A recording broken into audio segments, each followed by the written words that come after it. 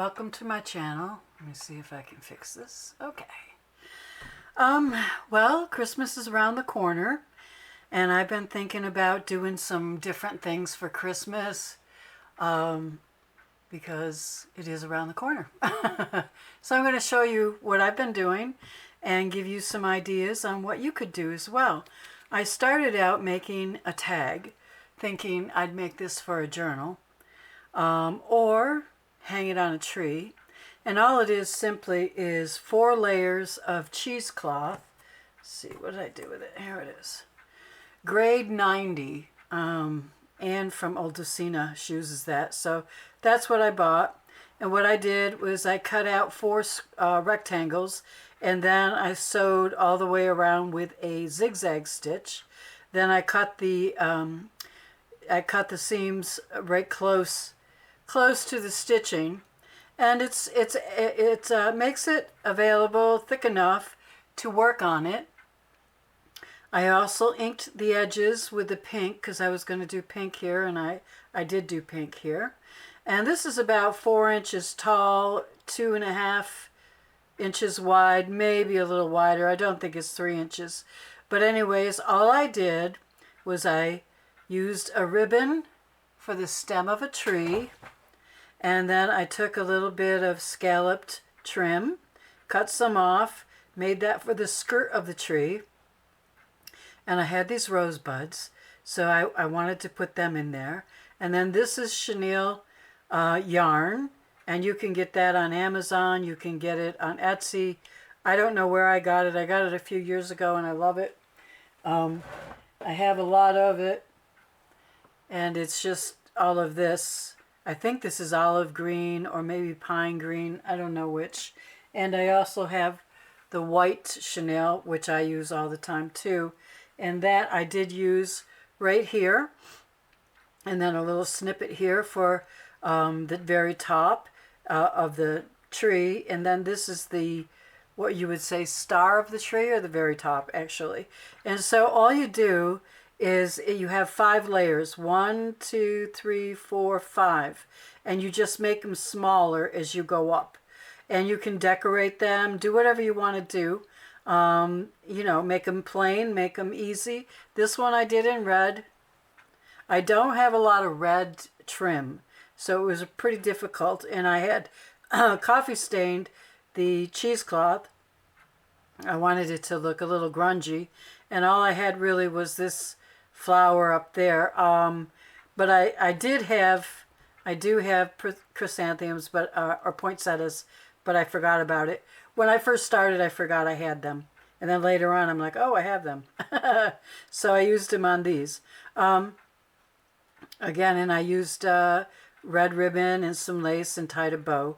And so there you have 5 layers again. 1, 2, 3, 4, 5. And it can be anything that you like. And so then I thought, well, gee, wouldn't that look nice as a Christmas ornament? So I got out a 4-inch doily, paper doily, and I inked the edges, and I glued it onto felt and a square. And then I cut around where the doily was. I cut the felt so that I have, this is a 4-inch circle diameter. And then I have my trunk that I put here, my first layer, second layer, third layer, fourth layer, fifth layer, and the very top of my tree. And then I added a ribbon hanger, and there goes that. But now the best thing that I thought about, because I used to make these years ago, and I haven't made them in a while. These are guest towels for the bathroom, for a bedroom, someone's coming to stay. And I made these out of 1 sheet of felt. You know how you buy them in the store like that? They used to be 25 cents, and like now, now they're $1 something. Yeah. Well, I'm going to show you how I made these guest towels. And all you do really is fold and iron and sew, and not even a lot of sewing. You open it up, and you never have to worry about washing them, because you don't. They're guest towels. They hang in your bathroom or in a bedroom, and they won't, you dust them, put them away for after Christmas is over. Get them out at Christmas. You can make them for all different occasions. And so this is an off-white felt that I just showed you. And then I also was playing around because I used to make these, I used to make these by the bucketful and sell them. I just played around with some coffee dyed applique and a doily and some lace trim. And there's my towel, and it just slips nicely over the towel rack or in a bedroom or in a hallway, wherever you want to put them, you can put them. So I'll take you through this one first. What I did, I'm going to show you how to fold them. So after I fold them, I sew them along the bottoms. I don't put the lace on. I sew them first because it gets bulky and they can pucker up on you if you can't get the lace straight. So I don't even sew the lace on. It gets too difficult. I glue it on after I've sewed the tops and the bottoms closed. And that way you just put it on your towel rack and you have no problem. It's all closed, okay? So for the first layer here, I did a gathered, I don't know what you would call it, a little ruffle. And then I thought, well, I didn't have any bows on this one. At the time I didn't, now I do. So I'll put a bow because, and I didn't think about, I was thinking, well, what if I didn't have these rosebuds? What else could I do? I could use a bow. So that's what I've done there. And then I have the green chenille is right under these rosebuds. And then this is just a trim I got off a little girl's dress, so I can't tell you where to buy it because nobody sells it. And a little bit of rickrack and a little bit of the chenille white and fabric flower. And then I decided I wanted to, after I glued on the lace, and I only glued it around, I didn't open it up and glue it all, all on all layers. I only glued it on the front and a little bit around the sides. You really don't need it because nobody's going to use it. And if they open it up, it doesn't matter. It still looks pretty neat. Okay, so I have some appliques and I made a bow out of lace and organza. And I just decorated that up a little bit. And this one here, I used green lace trim. And I made some pink chiffon bows. And because I didn't have any bows on here. This is the one that didn't have any bows. But I took this piece here from, I don't know, a tablecloth, some sort of a dresser scarf that I had. It was old and it had scallops, so I cut it to fit. I put this for the trunk, and then I have these little tiny rosebuds that are white. I have about 100 of them. I ordered them, probably 5 years ago. And whenever I need rosebuds, if I don't have the color I want, I just ink them up to match. I did that here with the red because I didn't have any red rosebuds. These I did have, so I used them. But this I did not. And same with here, these are the same rosebuds. To find them for 100 now might be a little difficult or pricey, one or the other. So here you have 1, 2, 3, 4, 5, and then your top. Added some applique. I left it kind of plain, but still very, I think, decorative. And I took a little bit of ribbon that said snow all the way across it, and I cut that to size and put that on there. And you open it up, and here's the same thing, front and back. I do the back because you see the back hanging down. And without the lace on the back, it looks a little skimpy. You know what I mean? So then, the red one, this was my last one. You can tell I'm just starting to decorate more and more, right? The more you do, the more you want to do. So I had a scallop here. And I'm considering this I should see, 1, 2, 3, 4, yeah. 6.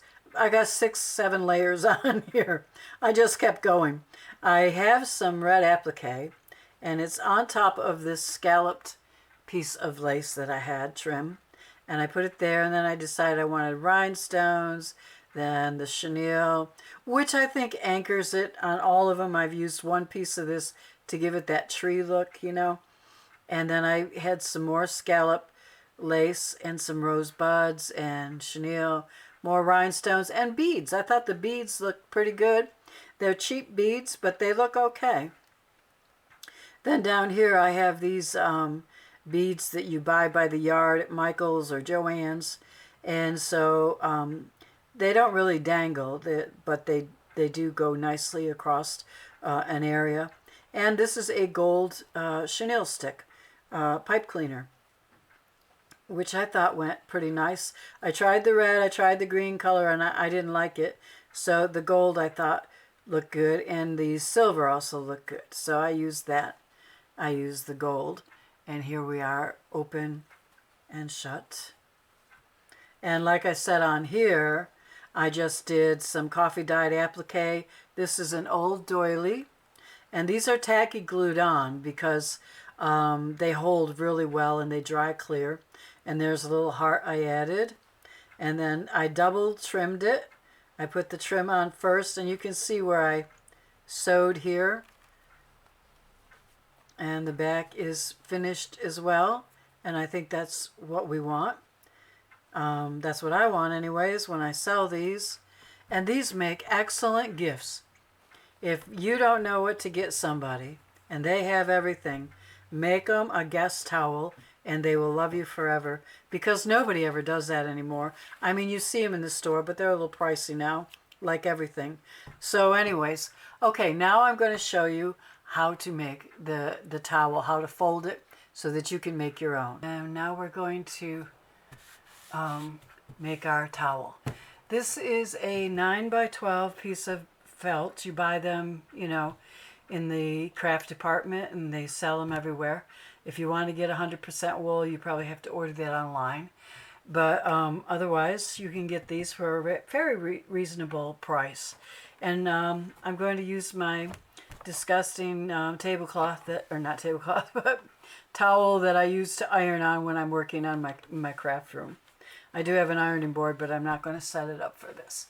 So the first thing we want to do is we've got to fold it over and make sure that the folds are pretty much the same, you know, this way, the same width, and then this way. We just want to overlap it a little bit, maybe half an inch. You don't have to measure it, but then finger press it down if it looks reasonable to you. If you want to measure it, you can pin it and get up and measure it. If not, I don't ever do it. And then you're going to want to press it.